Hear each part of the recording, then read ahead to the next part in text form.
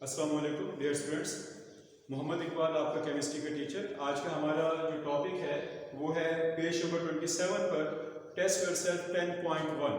इसके लिए आपके पास बुक्स मौजूद होनी चाहिए। इसका पहला क्वेश्चन है what is the difference between Arrhenius base and Bronsted Lowry base. Arrhenius base और लोरी ब्रोंस्टेड बेस में क्या फ़र्क है?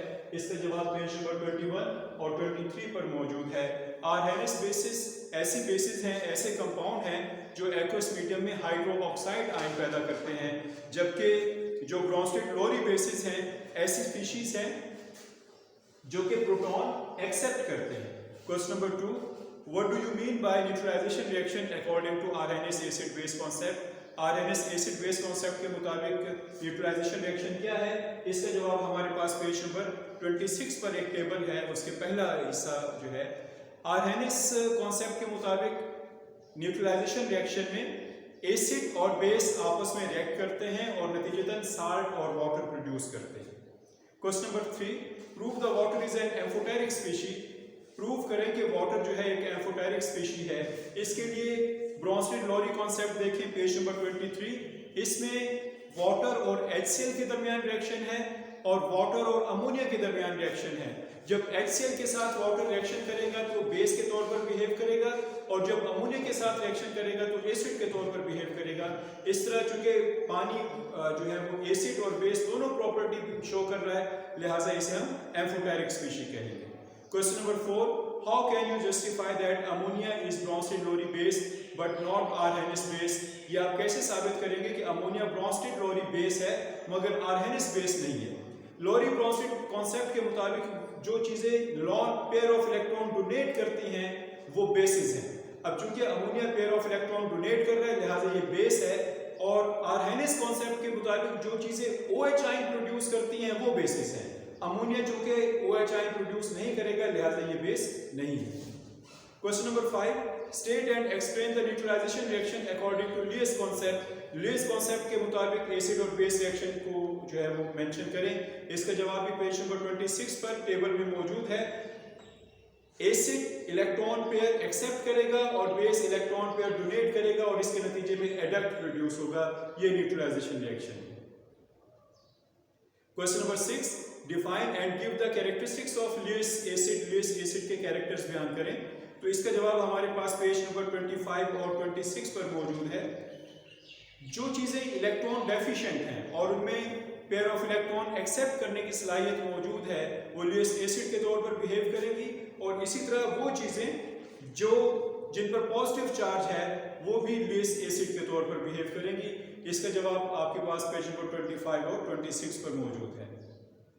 Question number 7, why BF3 behave as Lewis acid. BF3 Lewis acid के तौर पर बिहेव करती है, क्यों?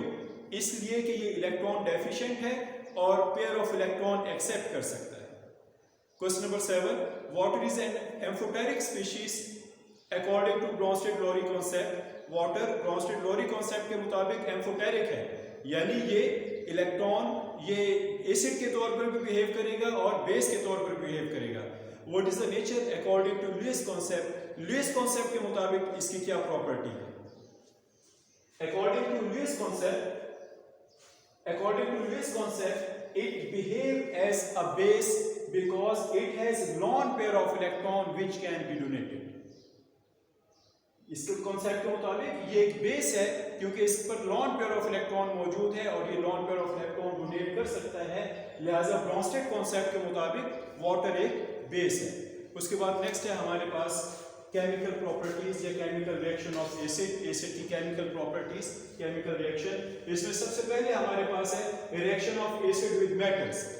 एसिड मेटल के साथ जो रिएक्टिव मेटल है उनके साथ इसका रिएक्शन बहुत ज्यादा एक्सप्लोसिव है, धमाका खेज है, जिसे हैंडल करना मुश्किल हो जाता है। इसलिए हम एसिड का डाइल्यूट एसिड का मॉडरेटली रिएक्टिव मेटल के साथ रिएक्शन कराते हैं जिससे साल्ट और हाइड्रोजन गैस पैदा होती है। ये जो आपको H2 के साथ एरो नजर आ रहा है ये उसकी गैसियस स्टेट को जाहिर करता है। दूसरा इसका रिएक्शन है reaction with carbonates and bicarbonate.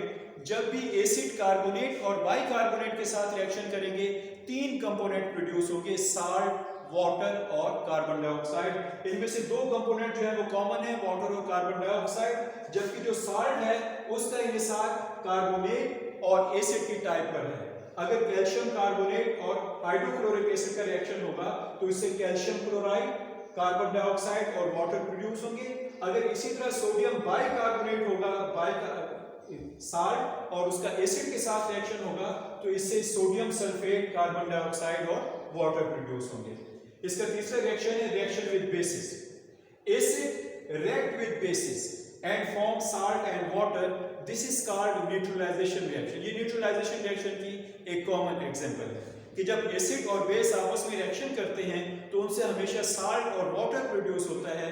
इस रिएक्शन को हम न्यूट्रलाइजेशन रिएक्शन कहते हैं। मसलन सोडियम हाइड्रोक्साइड एक बेस, हाइड्रोक्लोरिक एसिड, एसिड के साथ जब रिएक्शन होगा तो सोडियम क्लोराइड एक साल्ट है, ये प्रोड्यूस होगा और इसके साथ वाटर। इसी तरह कॉपर ऑक्साइड और सल्फ्यूरिक एसिड, सल्फ्यूरिक एसिड जैसा कि आप जानते हैं एक एसिड है, जबकि जो मेटालिक ऑक्साइड है ये बेस के तौर पर बिहेव करते हैं।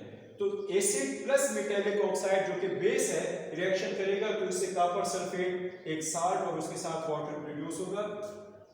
इसका नेक्स्ट रिएक्शन है reaction with sulphides and bisulphide. जब एसिड सल्फाइड और बाइसल्फाइड के साथ रिएक्शन करेंगे तो इससे साल्ट, सल्फर डाइऑक्साइड गैस और वाटर प्रोड्यूस होगा।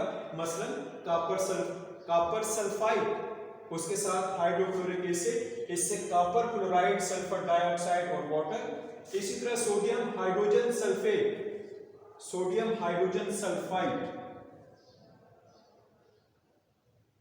सोडियम हाइड्रोजन सल्फाइड या सोडियम बाइसल्फाइड, जब इसका एसिड के साथ रिएक्शन होगा तो इससे सोडियम क्लोराइड, सल्फर डाइऑक्साइड और वाटर प्रोड्यूस होगा। इसका नेक्स्ट रिएक्शन है रिएक्शन विद सल्फाइड्स। सल्फाइड्स यानी मेटल और सल्फर, ये सल्फर के बाइनरी कंपाउंड्स हैं। जब इनका एसिड के साथ रिएक्शन होगा तो इससे साल्ट पैदा होगा और उसके साथ हाइड्रोजन सल्फाइड एक गैस पैदा होगी, इसके रोटन एक्स स्मेल है और ये रिएक्शन आमतौर पर सल्फाइड्स की आइडेंटिफिकेशन के लिए भी इस्तेमाल होता है। तो डियर स्टूडेंट्स, ये हमारा आज का टॉपिक था।